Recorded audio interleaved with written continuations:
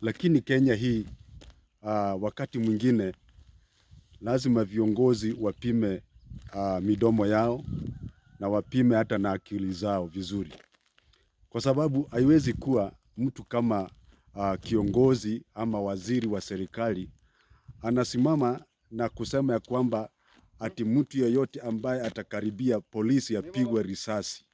Haiwezi kuwa namna hiyo. Mimi naambia Murkomen ya kwamba kwa sababu umelewa na madaraka, ujue siku moja utatoka kwa hayo madaraka na utakuja na utahukumia kulingana na matendo ambayo wewe mwenyewe umefanya.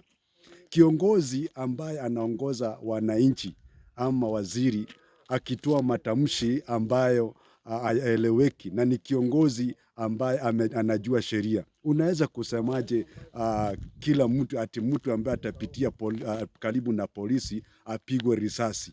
Wewe ni waziri na hauna mamlaka na una mamlaka juu ya mioyo ya watu. Hawa vijana ni nyinyi mliwaahidi ya kwamba mtawainua maisha yao, mtawapatia kazi. Lakini wakati mumepata madaraka hakuna kazi mnawapatia, badala yake mnawalipa kwa kuwapiga marisasi, mnawalipa kwa risasi. Mfanye vile vijana mliahidi kwamba mkichukua serikali mtawafanyia. Lakini hii kujigonga kifua, hii kujiinua, hii kujiinua sana ya kwamba mnaona kama mtaishi katika madaraka miaka yenu yote, hii haitasaidia hii Kenya. Hii Kenya ni yetu sisi wote, na hii Kenya haikuumbwa ikiwa ya mtu mmoja. Mababu zetu wakati walipigania uhuru, Kenya iliumbwa ikiwa ya sisi zote.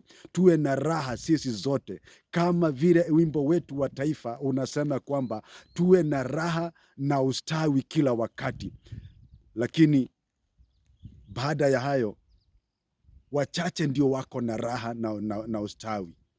Wenye nchi wako na matatizo, wenye nchi wanalala njaa, wenye nchi wanakufa kwa magonjwa, wenye nchi ndio polisi wanaamriwa wapigwe risasi.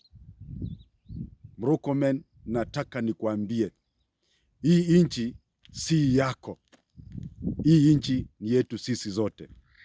Amrisha chenye utaamrisha, lakini hakuna kitu ambacho kitasimamisha utetezi wa wananchi. Hakuna jambo ambalo litasimamisha. Hata wanajeshi wakuje wote, mwananchi ndio mwenye mamlaka yote. Mkuje na mabunduki yote, mkuje na vifaru zote, lakini mwananchi ndio mwenye mamlaka ya kila kitu. Jua kuna wakati unakuja utalipia. Asante.